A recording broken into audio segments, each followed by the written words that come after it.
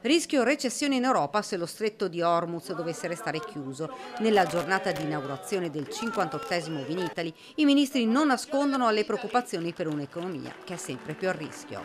Preoccupa che la prima fase dei negoziati non si sia conclusa positivamente e che quindi lo stretto di Hormuz e verosimilmente anche l'intera area possa continuare ad essere bloccata al traffico marittimo e commerciale internazionale.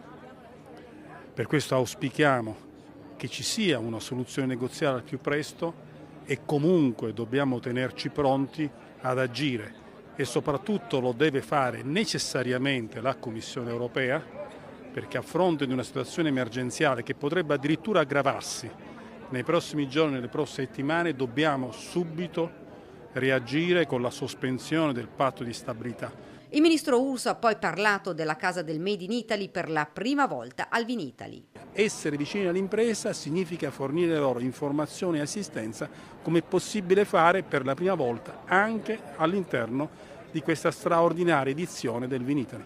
Preoccupano i dialoghi interrotti nella crisi del Medio Oriente, dice il ministro Tajani. Il nostro appello è che si possa riprendere un'altra tornata per cercare di sbloccare la situazione, continuare con il cessate il fuoco e liberare Hormuz, perché quello è il nodo fondamentale anche per la nostra economia. Altro aspetto fondamentale per la stabilità dell'area sono i colloqui tra Israele e Libano, fondamentali per chiudere anche una stagione di guerra in quella parte di Medio Oriente.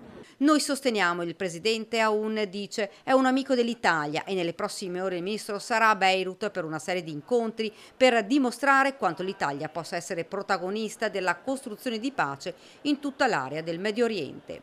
Di enoturismo parla invece il neoministro Gianmarco Mazza.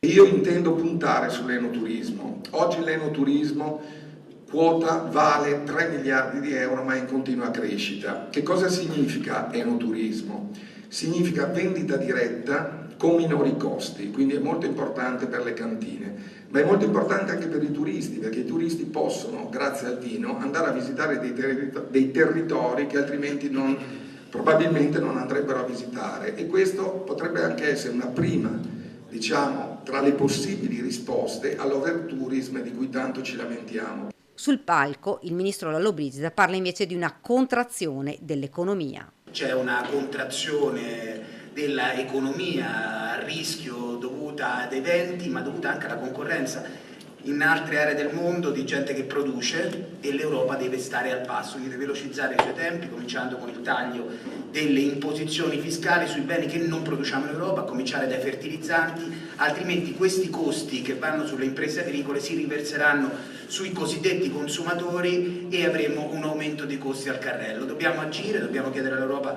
di muoversi più in fretta. Prima volta del presidente Stefani al Vinitaly. È una vetrina internazionale, voglio anche ricordare, il vino è sicuramente identità, è storia e cultura, ma è anche un fattore straordinario di sviluppo economico. Oltre il 37% dell'export vitivinicolo nazionale è veneto, l'anno scorso addirittura il 38%, dati molto importanti che ci ricordano quanto sia fondamentale tutelare ovviamente le nostre produzioni di OCG, DOC e ovviamente IGT, che sono in continua crescita e continuano ad essere il motore di questo settore e di questa filiera.